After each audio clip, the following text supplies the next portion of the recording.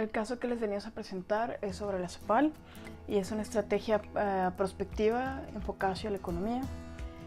Para entender un poco este caso es necesario entender por qué se decidió estudiar este particular tema de la economía. Más o menos en los años 50 se había tenido muchísimos debates sobre qué sociedad se debería seguir en Latinoamérica. Después de muchos estudios y mucho estar debatiendo, se llegó a la conclusión que en Latinoamérica no existía una estabilidad de gobernanza. ¿Qué quiere decir con esto? Que casi siempre, cada vez que había elecciones, la continuidad se hacía trizas, no existía realmente. Esto quiere decir que normalmente los gobiernos latinoamericanos tienen una visión cortoplacista, que quiere decir que solo buscan que su gobierno sea el que cree una perpetuidad, pero en cuanto se acabe su gestión, pues se tira todo realmente a la basura. Y eso es lo que en México tenemos muy presente, que en cuanto entra una nueva administración, busca quitar o busca deshacer lo que ya había hecho la administración pasada. Y este es un efecto que se va replicando en todo Latinoamérica. Este estudio prospectivo está hecho por dos organismos intergubernamentales. El primero es el ILPS, que es el Instituto Latinoamericano de Planificación Económica y Social, y el segundo es la CEPAL, que es la Comisión Económica para Latinoamérica y el Caribe. Como ya se dijo, la primera consideración que se tomó en cuenta fue que Latinoamérica es muy cortoplacista, entonces realmente la economía es el factor más estable que pueden encontrar ambas instituciones. El segundo es los análisis hechos por ambas instituciones, por Cuervo y por Vitar, uno en el 2012 y otro en el 2013, que exponen que no hay un estudio prospectivo propiamente económico, y que se debe enfocar más a Latinoamérica como una región y no tanto a las naciones individuales. Y el tercer particular es de que a ambas asociaciones les interesa muchísimo la parte económica. Bueno, en base a lo que mencionó mi compañera Miroslava sobre el contexto de este proyecto, mi parte se enfoca un poco más en la metodología, por lo cual me parece importante mencionar que el grupo de expertos que estaba en cargo de este proyecto necesitaba establecer un método prospectivo para evaluar la información que recabaran. Para esto, ellos establecieron una encuesta, dado que los datos que querían obtener eran de índole cuantitativo. Porque con estos números que iban a obtener, porque los datos cuantitativos básicamente son números, ellos obtuvieron un porcentaje de datos. Este porcentaje de datos les serviría para la formación de escenarios más adelante. Pero primeramente vamos a ver lo que consistió la encuesta. Uno de los datos que menciona es que el proceso de establecer esta encuesta, de la creación de la misma, se prolongó durante más de un año. Se inició a inicios de noviembre del 2010, hubo un proceso de rediseño y de estructuración y el proceso continuó hasta octubre del 2011. En octubre de 2011 se sometió a pruebas técnicas y a partir de estas, en noviembre del 2011 fue cuando por fin se pudo llevar a cabo la encuesta y se obtuvieron datos durante un periodo de más o menos un mes.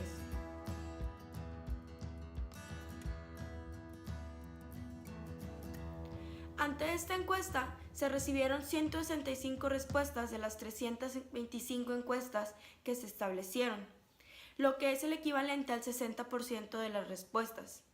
Con el fin de obtener una primera imagen y de poder establecer la creación de los escenarios que se iban a evaluar, con los datos que se obtuvieron, los resultados de la encuesta fueron procesados e interpretados conforme a los siguientes criterios. Lo que vemos es que aquí estos criterios ellos los denominan futuros. Estos serían los escenarios que nosotros estamos planteando en otros casos, pero ellos los denominan como únicamente futuros.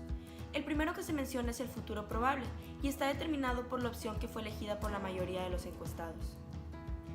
Aquí nos dice que el futuro más probable básicamente se puede resumir en una sola frase, que habla sobre el desarrollo socioeconómico, en el cual vemos que el desempeño mejora, pero no vemos un cambio en la estructura en sí.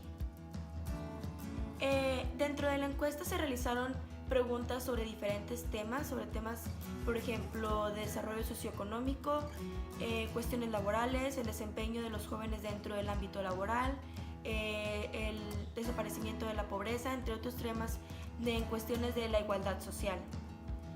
En este futuro nos presenta que los encuestados tienen una opinión positiva sobre el crecimiento económico, pero el problema principal aquí, y que no se veía como muy positivo, era en cuestión del empleo juvenil, sobre la participación laboral de los jóvenes. En este nos decía que el 49% de las personas encuestadas consideraban que iban a tener una mayor dificultad y que estaban débiles en ese ámbito y que se debía de mejorar. El siguiente de los futuros es el futuro deseable. Aquí nos decía que las respuestas estaban determinadas por el cierre de brechas y lo que se alejaban de él. Hay que tener en cuenta que también utilizan un método de análisis de tendencias. En este futuro nos mencionaba que estas tendencias se podían contabilizar en 13 categorías. Estas son las siguientes: diversificación de las exportaciones, consolidación de una estructura productiva equilibrada en cuanto a su composición en los tamaños de las empresas, reducción de la diferencia de la productividad en otros sectores de un mismo país, la disminución de la concentración espacial de las riquezas y la disparidad de ingresos entre distintos territorios, consolidación de la descentralización, reducción sostenida de los índices de pobreza e indigencia, mitigación de las dificultades de inserción de los jóvenes en el mercado laboral, aumento de la cobertura escolar, disminución de la importancia del sector informal, atenuación de las desigualdades salariales entre hombres y mujeres, reducción de la desigualdad y de la distribución de ingresos, incremento de la carga impositiva y corrección de su carácter regresivo y, por último, sostenida consolidación del gasto público social per cápita. El último de los futuros no tiene en sí un nombre claro, no se le dio un nombre como a los otros dos futuros anteriores, pero lo que sí es que se nos menciona que está determinado por elementos considerados como semillas de cambio. Las características de este futuro es sobre todo una alta incertidumbre y la escasa probabilidad de una predicción. El problema aquí es que no está en sí determinado por algo que sea como el empeoramiento de alguno de los factores anteriormente mencionados o el mejoramiento de algunos o de otros. Lo que se menciona en sí es la incertidumbre de lo que podría llegar a pasar.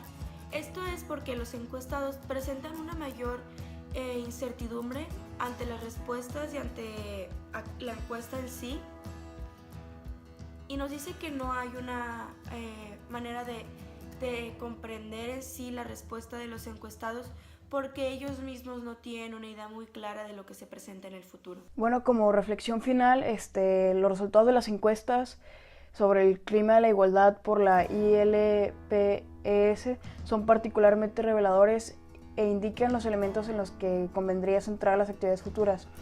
El escenario denominado futuro más probable podría ser interpretado como una proyección del balance de los especialistas que hacen en la evolución socioeconómica de Latinoamérica desde el siglo XXI. Destacan las tareas pendientes y los progresos muy leves en la superación de brechas productivas, territoriales y fiscales, y la prolongación de un buen desempeño en el ámbito social.